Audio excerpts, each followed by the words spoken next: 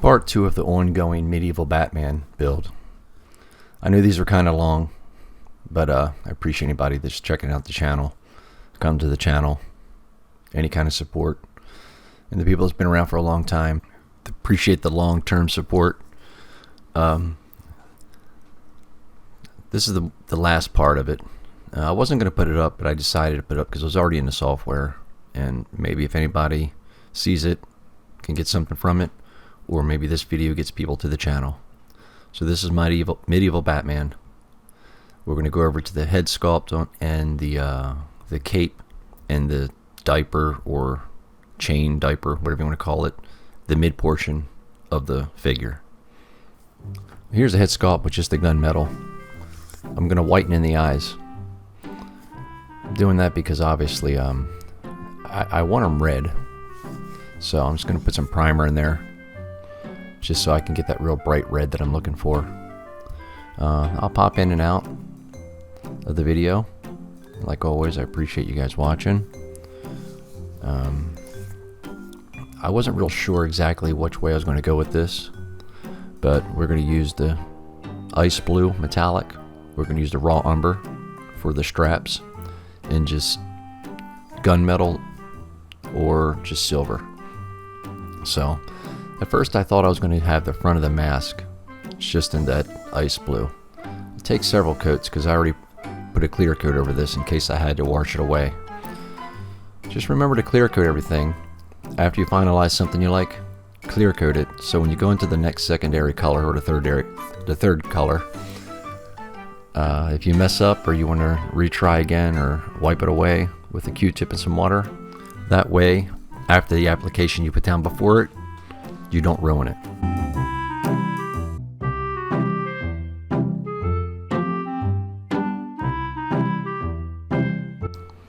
Here's that 11 armor again. I did a breakdown video.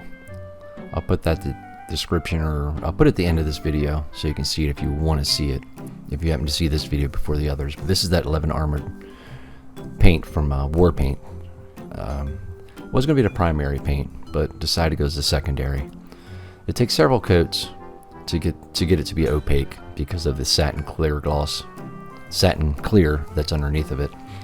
Here's opaque blue from Createx. With the Createx blue, it was very subtle. It wasn't really a whole lot on the piece that I put on there with this solid blue. Just a whole lot of blues going on. I just thought maybe it would be too much blue. I did put it on the top of the helmet right there, and then around the eyes.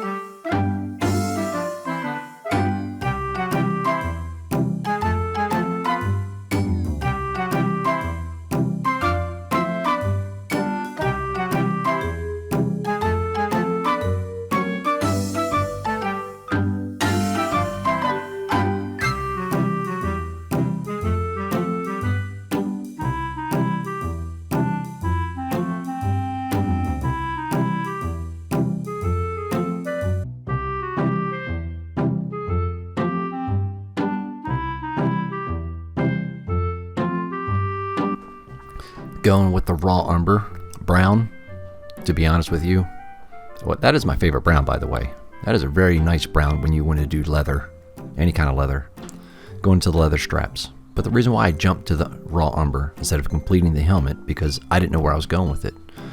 I knew where I was at in the front, and the sides and the top, but I did not know what to do with the rest of the back of the helmet. I didn't know if I would leave it just gunmetal gray, but ended up not doing that. So what I did was I just went with the ice blue.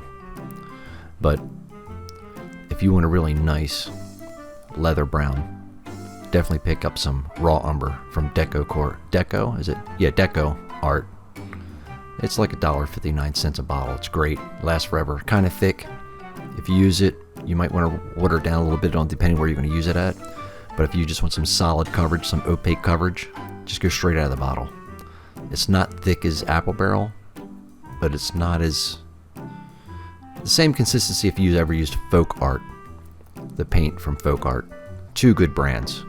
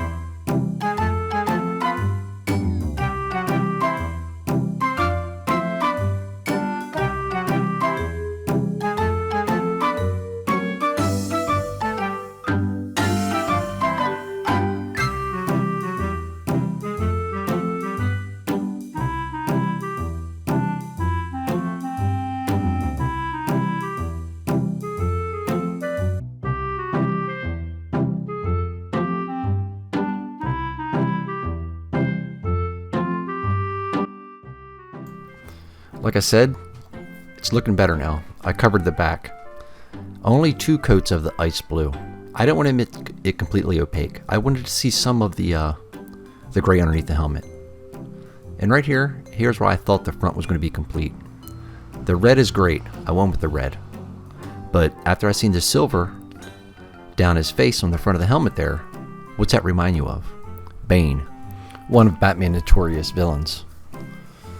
So I figured, I said, you know, I have to switch it up now. So I went with the licorice, if I could speak. It's almost like a black. It's an off black here. You'll see it in a minute. So I decided to go down to the front of the mask with that. This is from Folk Art. It's a great paint. It's a great cleanup paint, meaning if, you know, touch-ups and stuff like that. It's kind of thick. Works well with being watered down as well, but it goes on really smooth, as you can see here. And then after that, all I did was I took some dry brushing with the gunmetal gray and lightly hit the bolts, so the bolts will stick out a little bit on the front of the mask.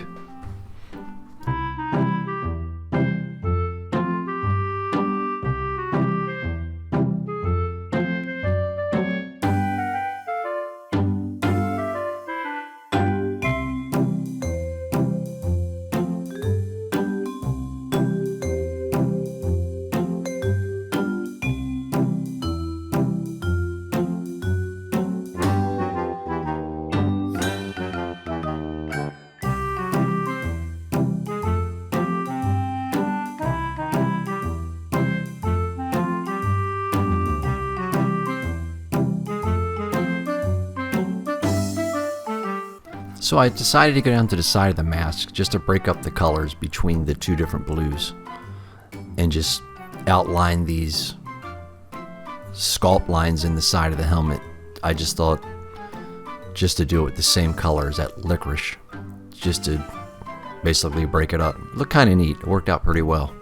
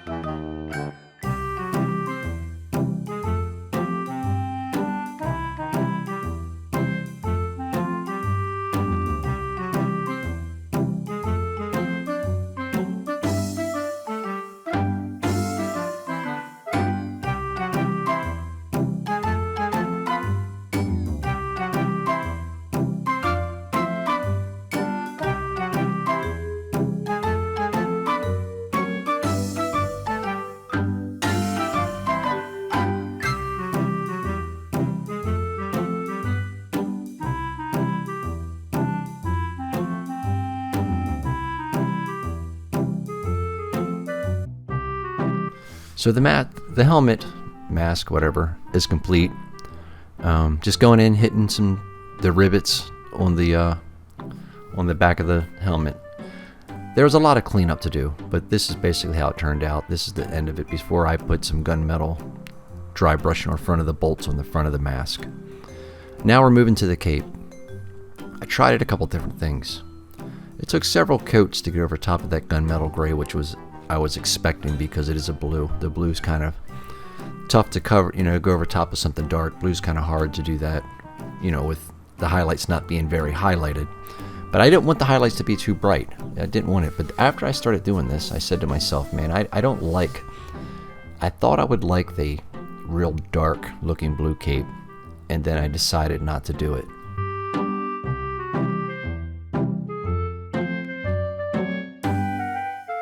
So I sped up the video a little bit. Here's the end result I got. It looks nice. It's a dark blue. I see some purple in there. It wouldn't be bad, but I wasn't looking for any purple in the cape. I didn't want the cape to be purple, by no means. And I'm still going back and forth, still filling this thing in. Still trying to keep my dark spots where they belong, like in the creases of the cape. But still here again, deeper blue, trying to go deeper blue, cover up more blue.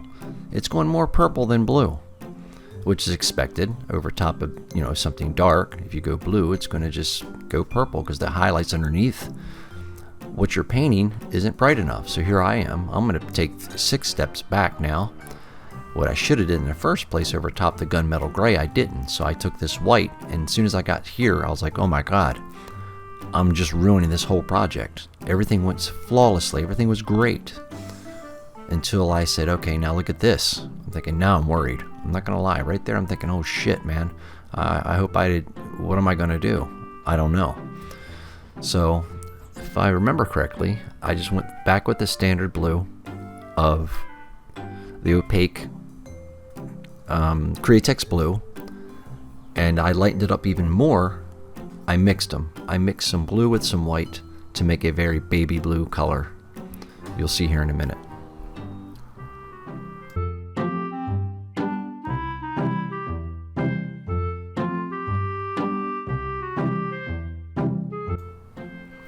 Nope, still not happy. Still not happy. I went in even with some more white, even more white. But be careful, because if you do too much of that, you'll start gunking it up. The sculpt will start deteriorating into nowhere. It'd be like a glob. So, be real careful. I took the opaque white and the opaque blue, put them together to the consistency of a baby blue that I wanted. Then finally, I got the color of the cape that I desired. And like I say, don't be careful adding color after. Just be careful coating something over and over and over and over again, which I'm learning from myself by saying that, because you can compromise the piece. You'll start losing sculpts. Your sculpt, the piece, you'll start losing it. You'll just start filling it up with paint. I've been there before, but it's okay. That's fine. It's how you learn. There's nothing wrong with that. Just take some alcohol and rub it down. Outside of that, man, I'm just this is where the cape ended up. I'm happy with it, and I like the lighter blue cape for this piece.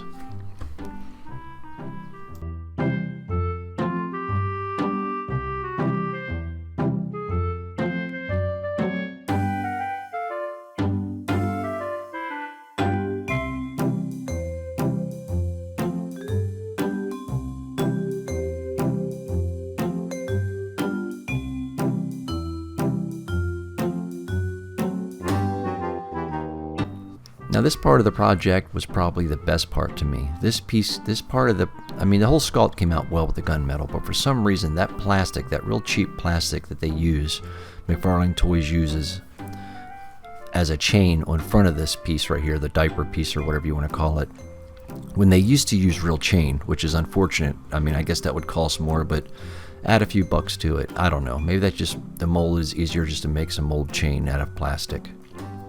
Back in the day, if you don't know, McFarlane Toys, when Spawn came out, it was always a step above the other, competitors out there from Marvel and all the different stuff in DC lines back in the day. He would always come out with he's been around doing toys forever, obviously, but he'd always put in the chains when it came into the Spawn figures up until past few years, I guess. I don't know, don't quote me on exactly when he started using plastic chains, but why I'm going about the plastic chain is because this chain turned out it's most as crazy how real the chain looked, just with some simple black primer and some gunmetal gray, a dry brush on. But anyway, here we are. I wanted the belt around the waist primarily to be to a gold, to make it look like a yellow, because this Batman is my favorite. Batman is gray blue with a yellow belt and a yellow emblem on, and black and yellow emblem on his chest. So this, I think I only did 2 coats on this. This is Violetto, if I can talk, gold Model Air paints.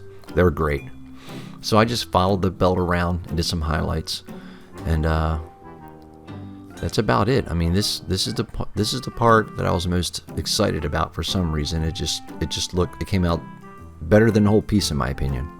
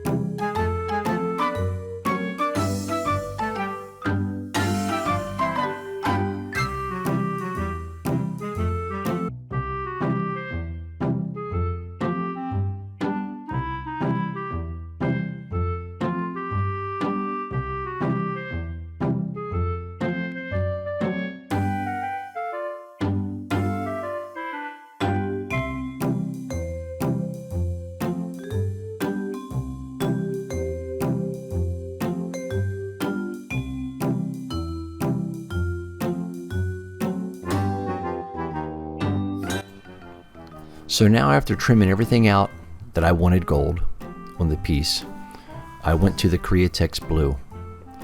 I left this part here in the video probably the longest without cutting anything out, because I wanted to show you guys from beginning to end, just in case you were curious or somebody wants to see how the beginning and end turned out on this piece. Because not that I'm Mr. Paint at all and Mr. Perfection, but I just, this part of the figure turned out the best for me. I don't know why. I guess maybe the combination of the colors, and I tell you, and I know I ramble on and on and on about the gunmetal gray, but the gunmetal gray is the way to go if you want to go unearth anything that's going to look like armor, or it keeps the, I think the gunmetal gray accents the primer underneath that you sprayed with. It just somehow, it's smooth. And if you're going to go with gunmetal gray, go with war paints, army paint from Army Painter. That's the best gunmetal gray. I think it's the best one. I bought another gunmetal gray. It was just too thick. It was from a lesser quality paint, and it just, that Army Painter stuff is so good. They're so thin, but they hold up to the strokes of the brush. You can get to your desired effect quicker with those paints, on depending on what project you're using.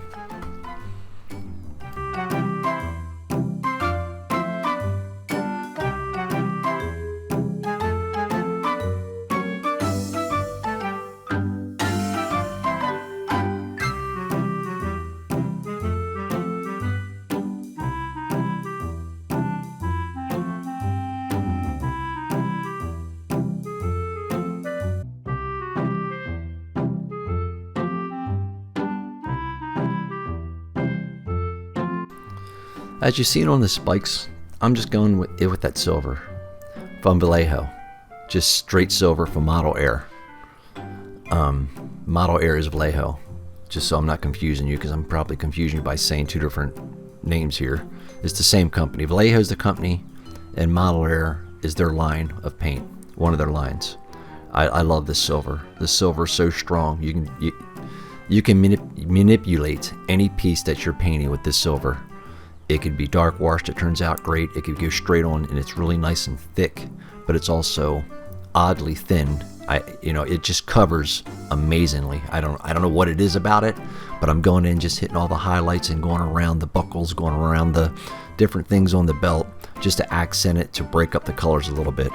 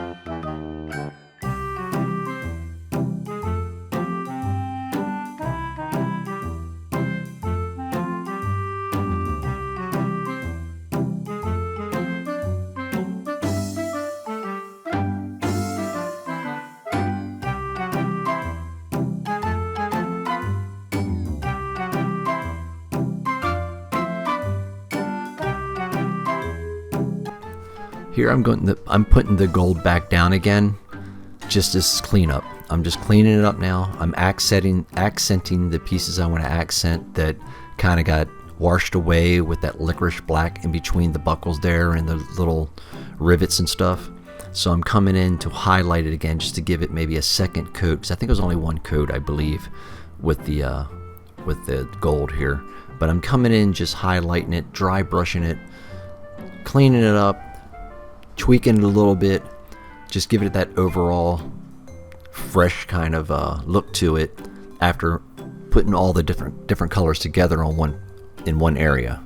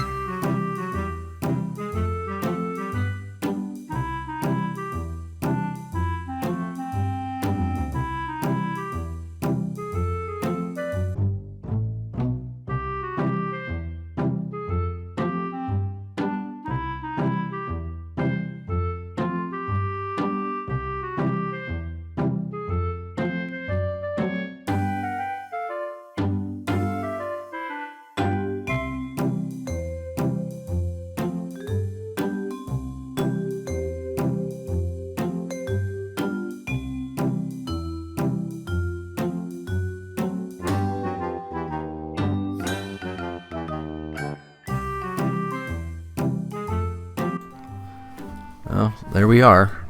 Here we are. Now this turned out. This is my favorite part of the project. I don't know why. It doesn't make any sense. But here, I'm still doing cleanup.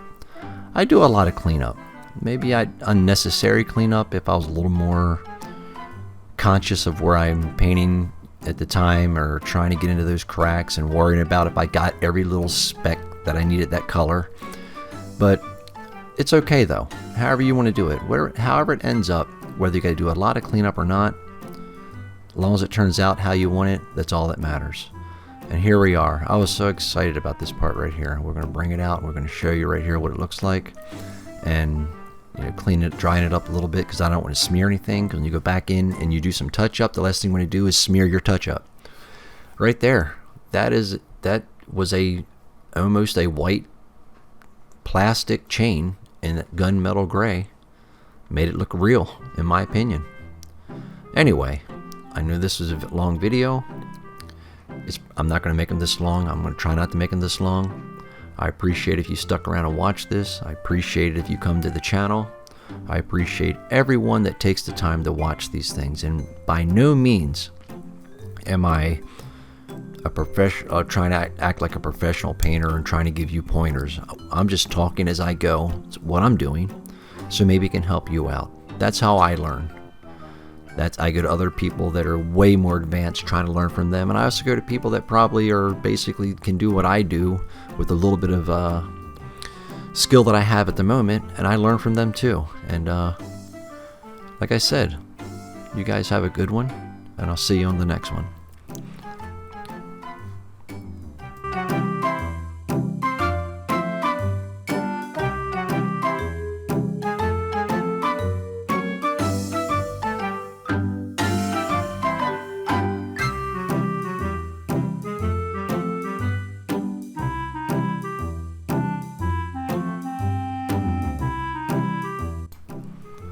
Oh yeah, and before we go, I figure I'll put this last piece in here.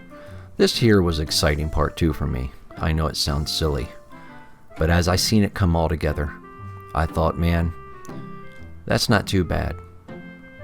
Is there things I could have done to make it better? I'm sure. Could I put some damage on there? Could I make it look like it had patina? Could I made it like it was more battle damage, more scrapes on it? I could have highlighted some of the damage on the armor, but I thought, I'm happy with it, man. I'm happy with it. It's okay, though. Until the next one, I'll see you again.